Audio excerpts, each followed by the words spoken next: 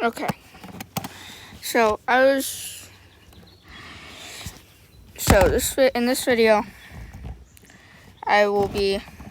Oh wait, I forgot to. Oops. Okay, in this video, I will be talking about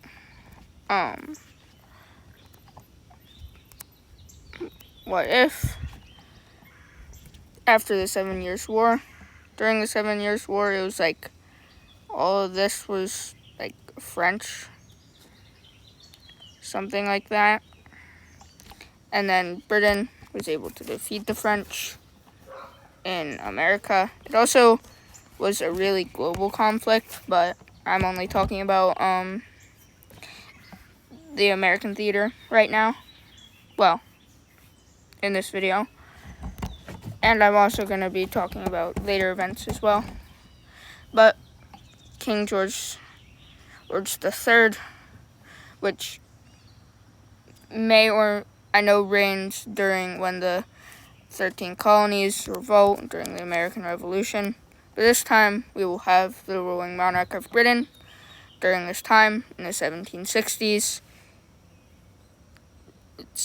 Realize how much the Native Americans did for them during the 7 Years' War. Maybe they do even better than in our timeline.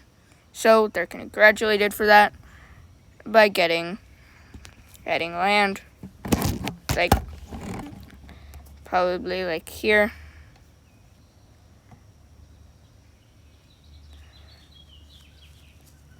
With the Iroquois. But in our timeline, no, it needs to be over here. In our timeline, when the British made an Indian reserve, an Indian reserve, it included all of this. They also took control over Florida, which was Spanish, and they split it into East and West for whatever reason. But they made an Indian reserve, and the 13 colonies really wanted to move into this Indian reserve, even though there were Native Americans already living there. And in this video, I will also be saying what if the British Commonwealth formed earlier, which, to this reason, to better make this, what if the Indians did less for the British, but the British still won because the Native Americans just handled themselves and didn't really help the French either. But the British would still probably want to make an Indian reserve, and then they might just protect the the Native Americans' rights in this area. Maybe. In some way, shape, or form, or I am in this alternate history, America is probably going to get the Ohio River down. Florida is probably something more like that. Up here being trappers, and then down here being...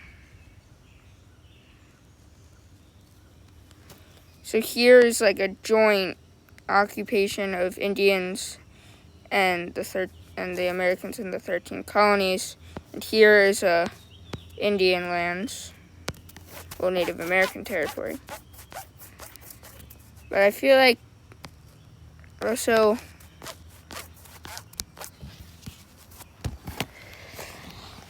I know later Spain gives this territory back to France.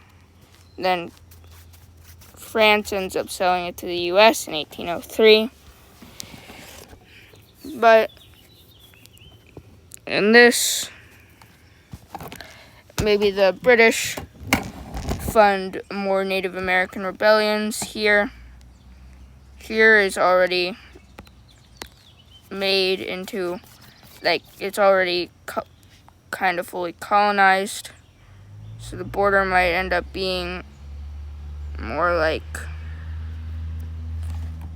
this for the American colonies.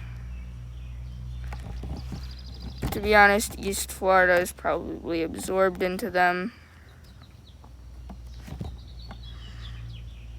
No, West Florida.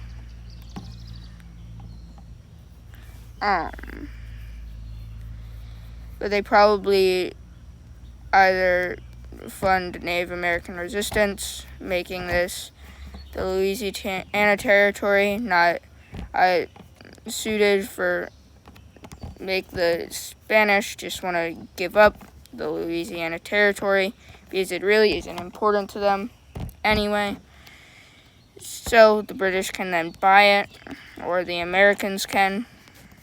It would probably then be given to the the Native American Reserve. And the Native American Reserve will obviously have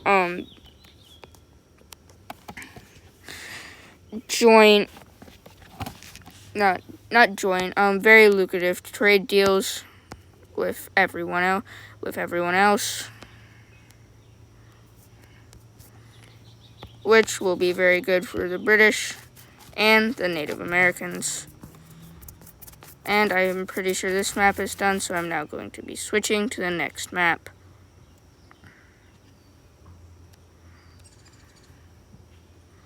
Oh.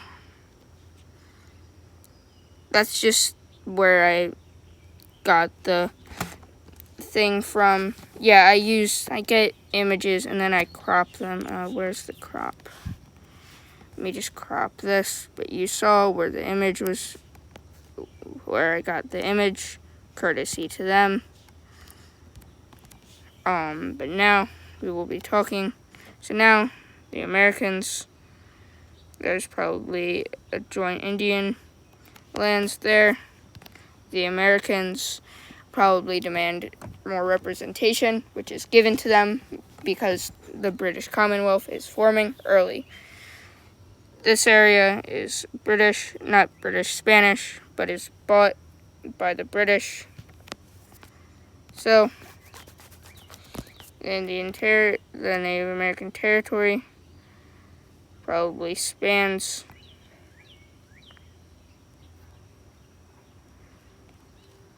like all of here, which is pretty big. The American territory probably spans something like that. And then the British trapping areas with the undefined border probably spans somewhere like that. This and the Native American territories are probably expanding this way, but the Spanish are probably also expanding into California. And this is probably well,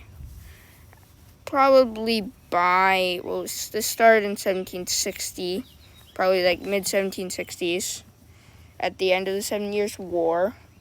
1770, like probably 1775, start pushing the bounds of the territories.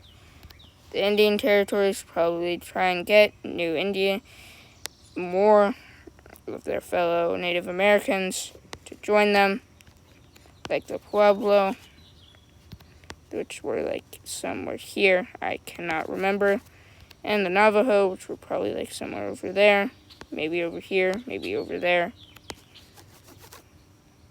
No, because Pueblo were like here, the Navajo were like there, I think. I'm not entirely sure though, but they're probably gonna get that, maybe, and which will probably give the Spanish a harder time advancing. or extending their territory. The British Commonwealth. It's hard making videos without scripts. I don't know why I just write scripts. More lucrative trade deals. Expansion. The Americans still probably want part of the Indian territory, but we all know that they're never going to get it. Well, they're never going to get it, but they might end up expanding to Florida eventually. But Spain is a lot weaker in this timeline. And the British. This timeline is pretty much what if everything went perfect for Britain? Well, the United Kingdom. But they probably expand with the help of the natives. The natives might even get extra territory in exchange for extra lucrative trade deals.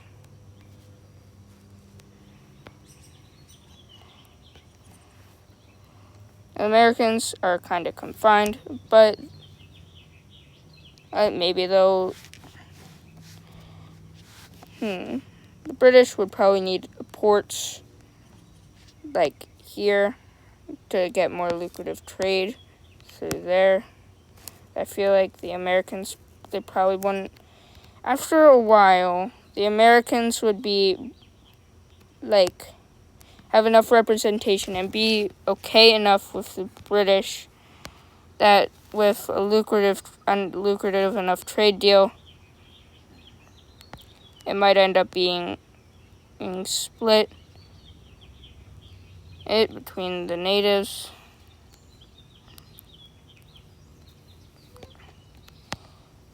and the Canada portions, the natives and the Americans, maybe like here or something. The borders aren't definitive.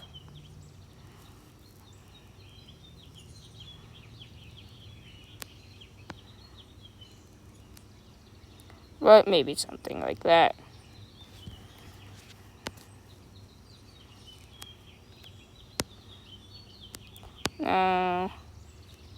Maybe something like that, but I don't know how much the natives have been pushed back or how colonized these areas are. But it's really hard to know in the first place, so these borders kind of look weird. It would look so much better if it was more like that, but that wouldn't be how it would work.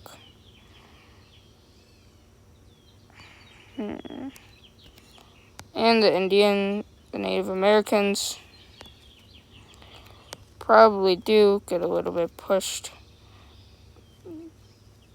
back, but it would be more voluntary. Not fully voluntarily, because the Americans are still flooding them. But at this point, they probably wouldn't be forced to convert, but the American settlers might make this process actually happen, but I'm not entirely sure. But at this point,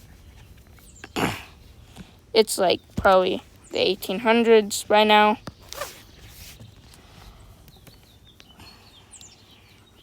So, but with this, the outlawing of slavery in the British Empire, which probably happened somewhat time around here, early 1800s, the American South is probably going to try and rise up, but only pockets of resistance. And the British Empire just crushes the rebellion. So, in this timeline, there won't be as much slavery. Okay, this needs to... There. There's probably a race to Oregon. Spanish probably only get, I don't know, maybe to there.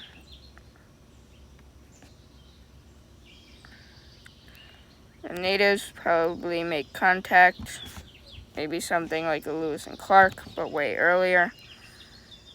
And since the natives are more partnering with the British, it's much better for Britain.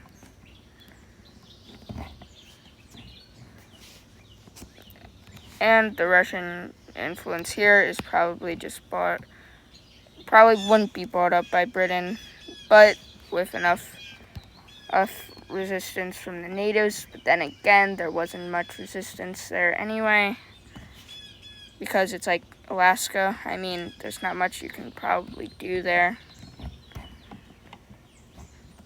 But the natives are probably doing really good with probably a federative model, or even a confederate model. Confederate is not the South in the U.S. Civil War. A confederation is just a bunch of states that are technically that are unified. It's like a bunch of different countries that are unified into one. It's not like the EU, but it's like a confederation. There's probably some race here with American settlers also helping, but the American settlers aren't allowed to settle too much, actually because of the British. By now,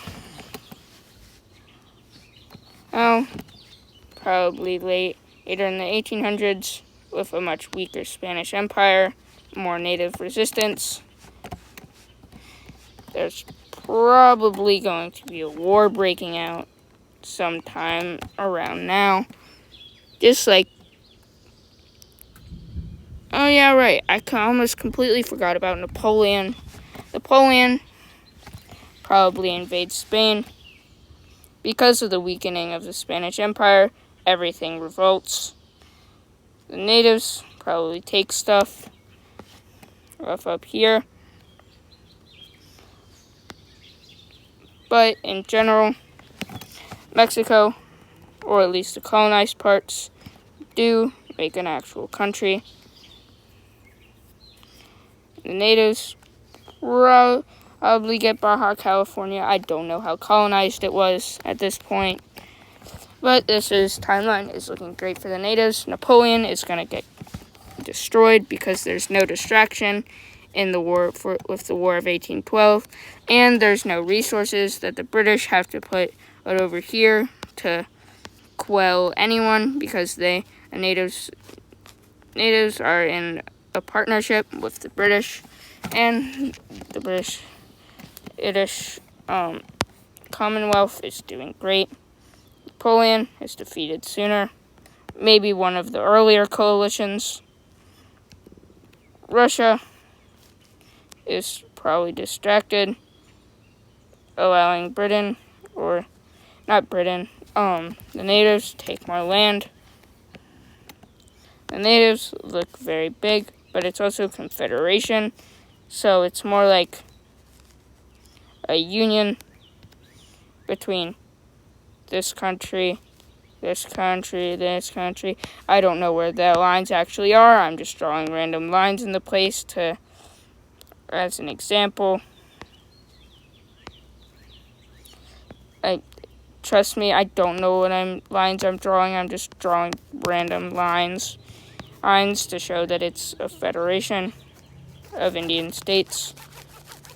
But now it's time to go to the next map. This map was given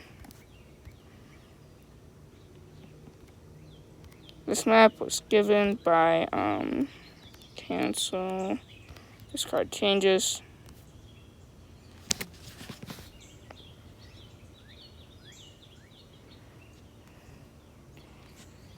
There, I do believe.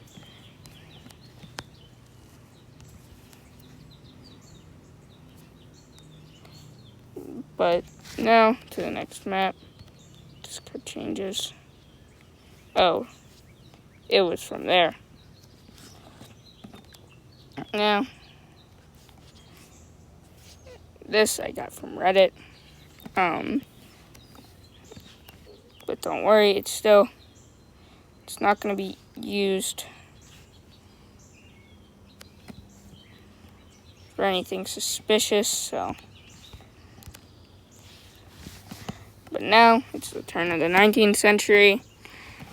In Europe, I'm just going to say things how they were, other than France being defeated.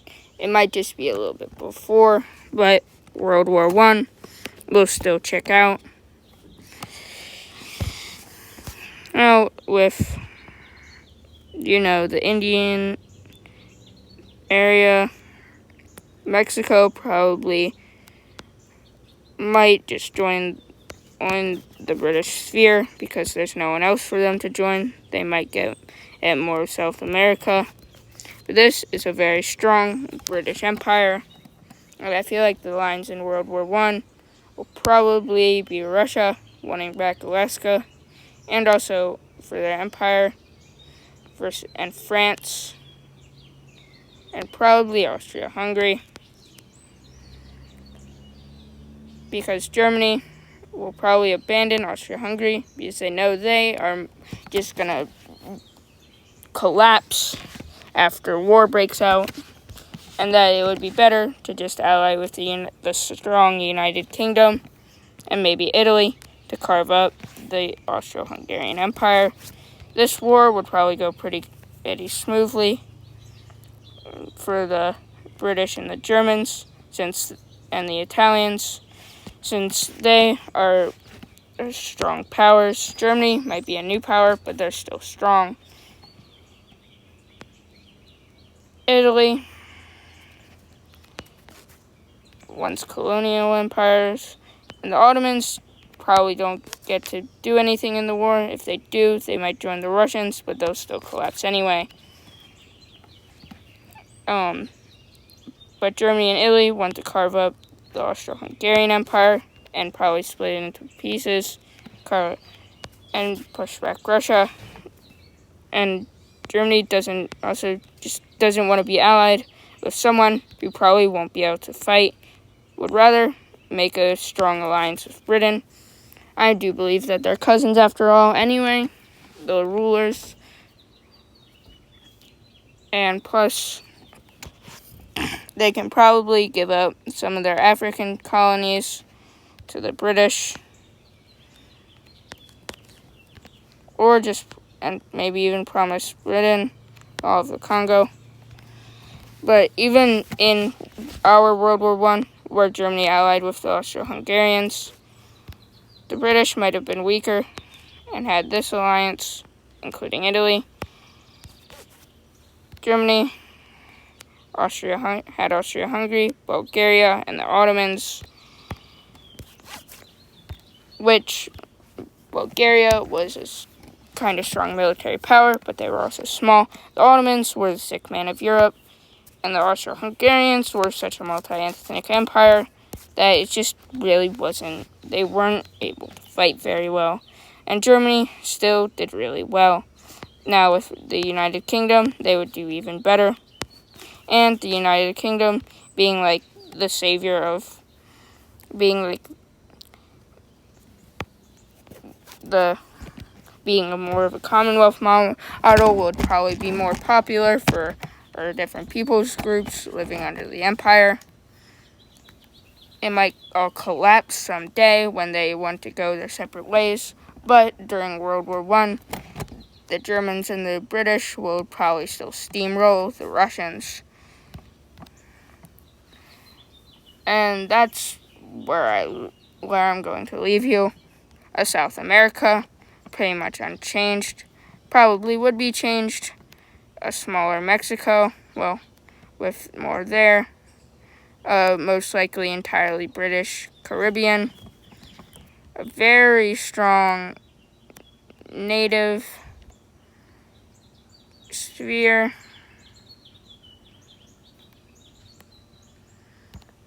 Which is bigger than that. I just can't draw everywhere. And a strong British Empire. A collapsed Russian Empire. A carved up Austro-Hungarian Empire between Italy and Germany. Probably a British or more British aligned France. And more stuff like that. probably a British-dominated Africa, with maybe even all of that, which is really dominated, and a commonwealth that will probably collapse sometime in the 20th century, maybe even later. But it has existed for a while, so probably the 20th century. But that's where I'm going to leave you. Bye.